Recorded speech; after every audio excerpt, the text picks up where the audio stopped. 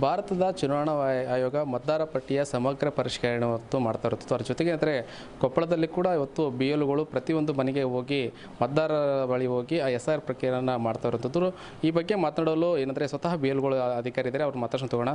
Madam, ಈಗ ಅಂದರೆ ತಾವು ಮನೆಗೆ ಹೋಗಿ ಇದೀಗ SIR ಪ್ರಕ್ರಿಯೆ ಮಾಡ್ತಾ ಇರುವಂಥದ್ದು, ಮತದಾರರ ಹತ್ರ ಯಾವ್ಯಾವ ದಾಖಲೆಗಳನ್ನು ಕೇಳ್ತಾ ಇದ್ದೀರಾ ಮತ್ತು ಯಾವ ರೀತಿ ಪ್ರಕ್ರಿಯೆ ಇರುವಂಥದ್ದು ಅಂತ?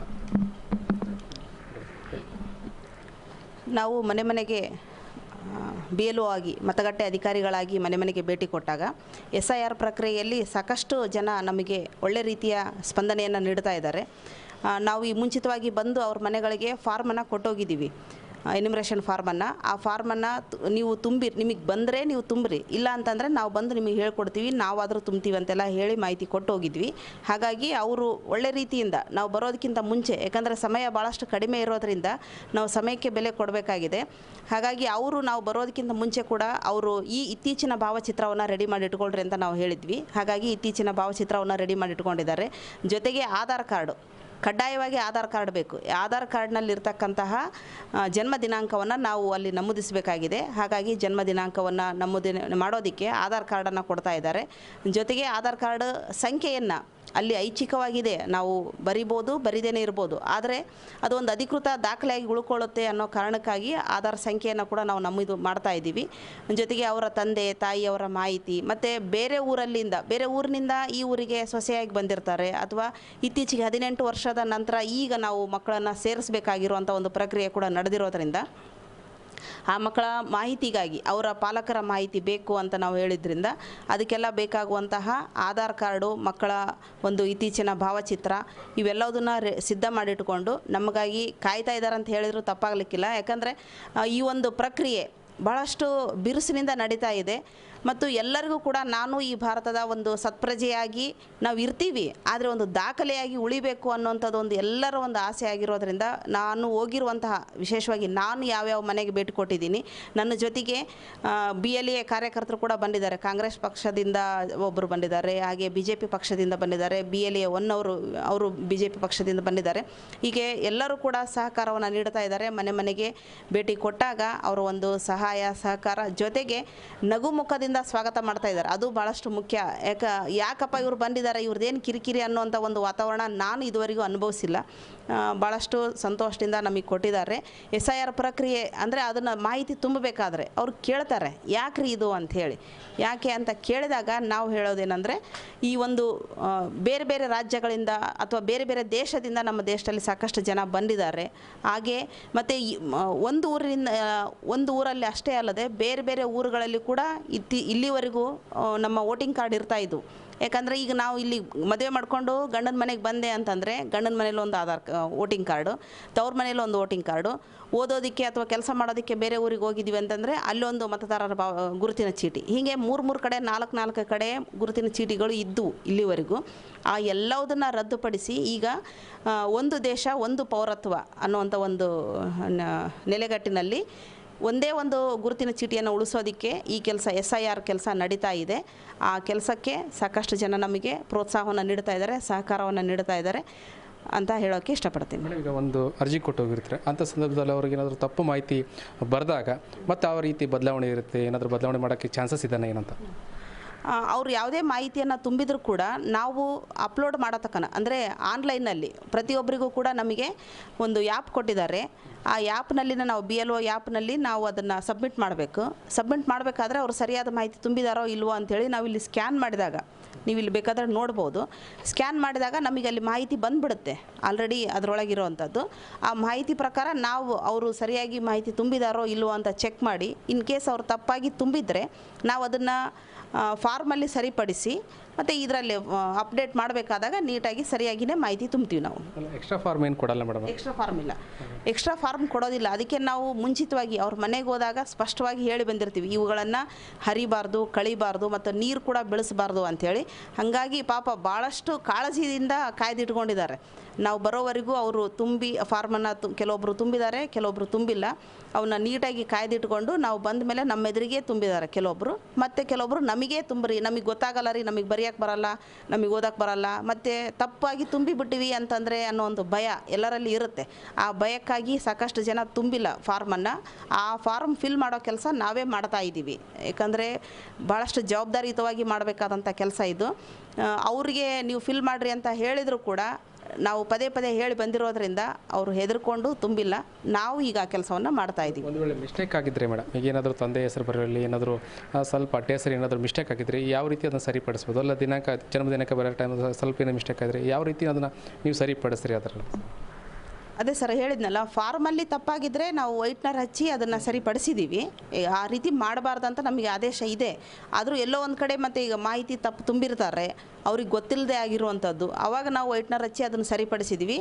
ಆ ಫಾರ್ಮಲ್ಲಿ ಏನೇ ತುಂಬಿದರೂ ಕೂಡ ಮೇನ್ ನಮಗಿರಬೇಕಾದದ್ದು ಯಾಪಲ್ಲಿ ತುಂಬಬೇಕಾಗಿರೋದ್ರಿಂದ ನಾವು ಅದನ್ನು ಸರಿಪಡಿಸಿ ಫಾರ್ಮ್ನಲ್ಲಿ ಸರಿಪಡಿಸಿ ಯಾಪಲ್ಲಿ ಸರಿ ಮಾಡ್ತಾ ಇದ್ದೀವಿ ಕೂಡ. ಇಷ್ಟು ಅಂದರೆ ಬಿ ಎಲ್ ಒ ಮಾತಾಗಿರೋದು. ಜೊತೆಗೆ ಮತದಾರ ಇದ್ದಾರೆ, ಅವ್ರನ್ನ ಮಾತಾಡ್ಸೋಣ. ಸರ್, ಈಗ SIR ಪ್ರಕ್ರಿಯೆ ಆಗ್ತಾಯಿದೆ, ಬಿ ಎಲ್ ಒ ಕೂಡ ಮನೆಗೆ ಭೇಟಿ ನೀಡಿ ಎಲ್ಲ ಕೂಡ ಪ್ರಕ್ರಿಯೆಯನ್ನು ಮುಗಿಸ್ತಿರುವಂಥದ್ದು. ತಮಗೆ ಹೇಗೆ ಅನ್ನಿಸ್ತದೆ ಅಂತ? ಸರ್, ಕೇಂದ್ರ ಚುನಾವಣೆ ಆಯೋಗ ಈ SIR ಪ್ರಕ್ರಿಯೆ ತಂದಿದ್ದು ತುಂಬ ಸಂತೋಷದ ವಿಷಯ. ಹಾಗೆ SIR ಅಂದರೆ 2002ರಲ್ಲಿ ಆಗಿತ್ತು. ಈಗ 2024 ವರ್ಷಗಳ ನಂತರ ಮತ್ತೆ SIR ನಡೀತಾ ಇದೆ. ನೈಜ ಮತದಾರರು ಅಂದರೆ ಎರಡು ಕಡೆಗಿರೋರು, ಡೂಪ್ಲಿಕೇಟ್ ಇರೋದು, ಬಾಂಗ್ಲಾದೇಶದಿಂದ ವಲಸೆ ಬಂದವ್ರನ್ನು ಮತದಾರರಿಂದ ತೆಗಿತಾರೆ. ಆದರೆ ಸರಿಯಾಗಿ ಒಂದು ನೈಜ ಮತದಾರರು ಮತಪಟ್ಟಿಯಲ್ಲಿ ಇರಬೇಕೆಂಬ ಉದ್ದೇಶದಿಂದ ಈ SIR ಪ್ರಕ್ರಿಯೆ ನಡೀತಾ ಇದೆ. ಯಾರೂ ಮತದಾನದಿಂದ ಆಗಬಾರ್ದೆಂಬ ಉದ್ದೇಶದಿಂದ ಈ SIR ನಡೀತಾ ಇದೆ.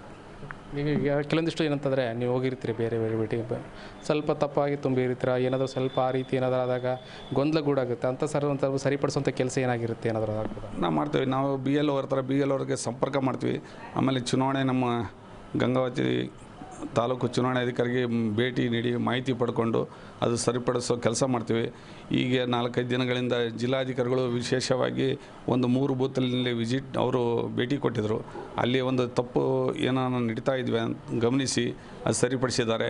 ನಿನ್ನೆ ಕೂಡ ತಹಸೀಲ್ದಾರ್ ಕೂಡ ಒಂದು 7-8 ಹಳ್ಳಿಗಳಿಗೆ ಭೇಟಿ ನೀಡಿ ಅಲ್ಲಿ ಕೂಡ BLO ಜೊತೆಗೆ BLA2 ಜೊತೆಗೆ ಒಂದು ಸಂಪರ್ಕ ಸಾಧಿಸಿ ಅದು ಸರಿಯಾಗಿ ನಡೀತಾ ಇದೆಯಲ್ಲ ಅಂತ ಪರಿಶೀಲನೆ ಮಾಡ್ತಾ ಇದ್ದಾರೆ. ತಾವೇನು ಹೇಳ್ತಾರೆ ಈಗ ಅಂತಂದರೆ ಈ SIR ಪ್ರಕ್ರಿಯೆ ಆಗ್ತದೆ, ಏನೋ ಕಿರಿಕಿರಿ ಅನಿಸುತ್ತೋ ಅಥವಾ ಏನೋ ಹೆಂಗೆ ಅನಿಸುತ್ತೆ? ಈಗ ತಾವು ಕೂಡ ಫಾರ್ಮ್ ಫಿಲ್ ಮಾಡಿರುವಂಥದ್ದು ಈ ಪ್ರಕ್ರಿಯೆ ಎಲ್ಲ ಚೆನ್ನಾಗಿ ನಡೀತಾ ಇದ್ದಾರೆ. ಟೀಚರ್ಸು, ಸಾರ್ವಜನಿಕರು ಎಲ್ಲರೂ ಸಪೋರ್ಟಿವ್ ಇದ್ದಾರೆ. ಒಂದು ವೇಳೆ ಏನಾದರೂ ಸ್ವಲ್ಪ ದಾಖಲೆ ಯಾವ್ಯಾವ ದಾಖಲೆ ಕೇಳಿದ್ರು ಆ ಸಂದರ್ಭದಲ್ಲಿ ಇಲ್ಲದ ದಾಖಲೆ ಕೇಳಿದಾಗ ಈಗ ಅನಿಸುತ್ತೆ ಏನಂತ? ಇಲ್ಲದ ದಾಖಲೆ ಕೇಳಿದಾಗ ಸರಿಪಡಿಸುವ ಜವಾಬ್ದಾರಿ BLAದು ಇರುತ್ತೆ, ಟೀಚರ್ಸ್ ಇರುತ್ತೆ, ಫೇಸ್ ಮಾಡ್ಕೊತಿದ್ದಾರೆ. ಹಿಂದೆ ದಾಖಲೆ ಸೇರಿದಾಗ ಅದು ಆಟೋಮೆಟಿಕ್ ಅವ್ರದ್ದು ತಂದೆ ತಾಯಿದು ಪ್ರೂಫ್ ತೊಗೊಂಡು ಅವ್ರು ಅಟ್ಯಾಚ್ ಮಾಡಿ ಲಿಂಕ್ ಮಾಡ್ತಾರೆ. ಹೇಗೆ ಅನಿಸುತ್ತೆ? ಕಾಮನ್ ಪ್ರಕ್ರಿಯೆ ಇದೆ, ಆದರೆ ಇದು ನಡೀಬೇಕು. ದೇಶಕ್ಕಾಗಿ ನಾವು ಪ್ರಯತ್ನ ಮಾಡಬೇಕು, ಎಲ್ಲರೂ ಸಹಕರಿಸಬೇಕು. ಇವಿಷ್ಟು ಅಂದರೆ BLO ಅದ್ರ ಜೊತೆಗೆ ಮತದಾರ ಮಾತಾಗಿರ್ತದೆ. ಇನ್ನೊಬ್ಬರು ಮತದಾರ ಇದ್ದಾರೆ, ಅವರು ಮಾತಾಡ್ತಾರೆ, ಅವ್ರನ್ನ ಮಾತಾಡ್ಸ್ಕೊಂಡು ತಗೋಣ.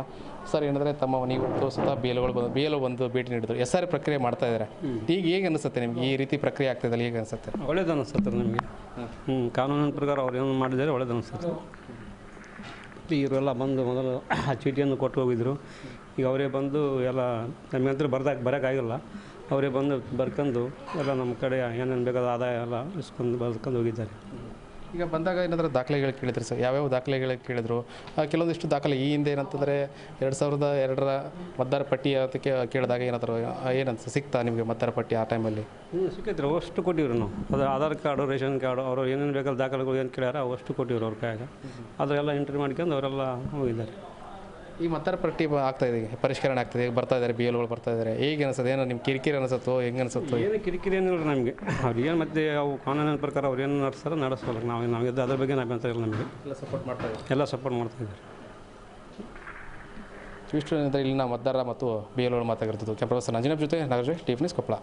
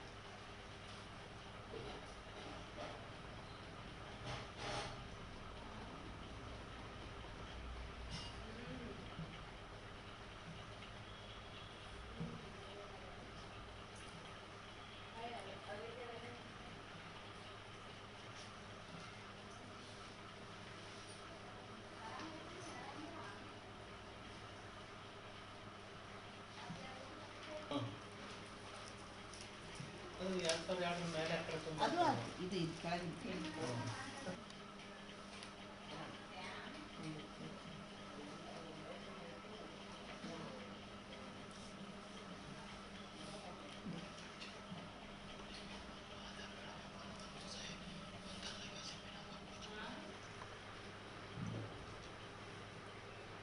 ಗೊತ್ತಾ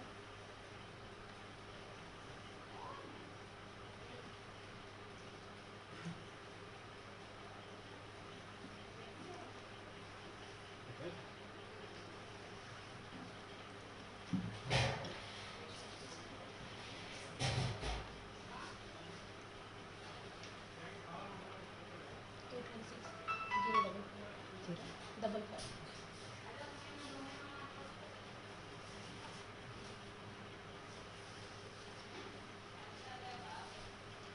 5